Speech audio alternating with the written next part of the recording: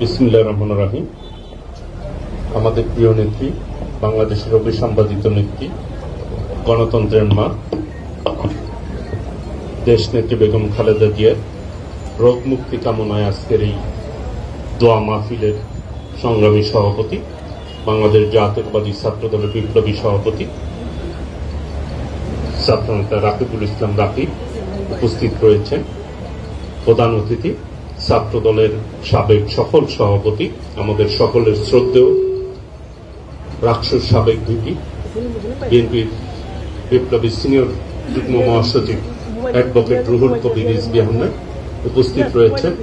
জাতীয়তাবাদী ছাত্রদলের সাবেক সফল সভাপতি, বিএনপির যুগ্ম মহাসচিব সাবেক এমপি শহীদুদ্দিন চৌধুরী উপস্থিত, আজকে সঞ্চালক জাতীয়তাবাদী ছাত্রদলের বিপ্লবী সাধারণ সম্পাদক ছাত্রনেতা নাসির উদ্দিন নাসির সহ উপস্থিত ছাত্রদলের কেন্দ্রীয় নেতৃবৃন্দ, ঢাকা বিশ্ববিদ্যালয়, ঢাকা মহানগর, উত্তর, দক্ষিণ, পূর্ব, পশ্চিম এবং বিভিন্ন কলেজ ইউনিটের নেতৃবৃন্দ, সবাইকে আমি আমার ব্যক্তিগত পক্ষ থেকে আজকের এই দোয়া মাহফিলে যারা উপস্থিত হয়েছেন সবাইকে জানাচ্ছি সালাম এবং শুভেচ্ছা। আসসালামু আলাইকুম রাহমাতুল্লাহ। যেহেতু দোয়া মাহফিল আমাদের সকলের আবেগের স্থান, দেশ নেত্রী বেগম খালেদা জিয়া, তার জন্য দোয়া করব আমরা প্রাণ খুলে আল্লাহ রাব্বুল আলামিনের কাছে, আল্লাহ যাতে দ্রুত আমাদের নেত্রীকে সুস্থ করে দেন।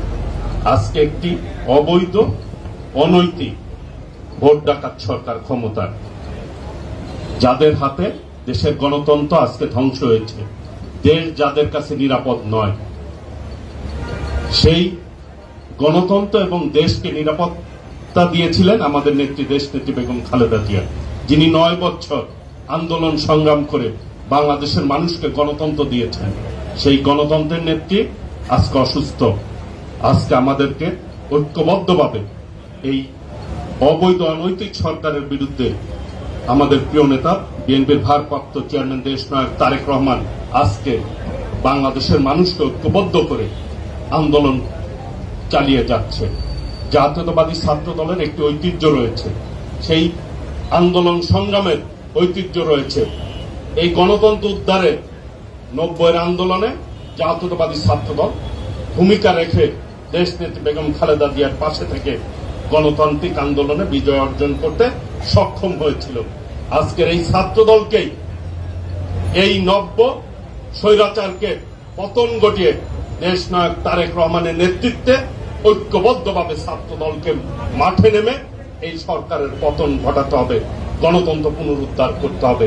সেই আশা, সেই প্রত্যয় ব্যক্ত করে সকলকে ধন্যবাদ জানিয়ে আমরা আবারও আমাদের প্রিয় নেত্রী, দেশনেত্রী বেগম খালেদা জিয়ার জন্য প্রাণ খুলে দোয়া করব, আল্লাহ রাব্বুল আলামিন যাতে তাকে দ্রুত সুস্থ করে দেন, এই আশাবাদ ব্যক্ত করে সকলকে ধন্যবাদ জানিয়ে আমি আমার বক্তব্য শেষ করছি।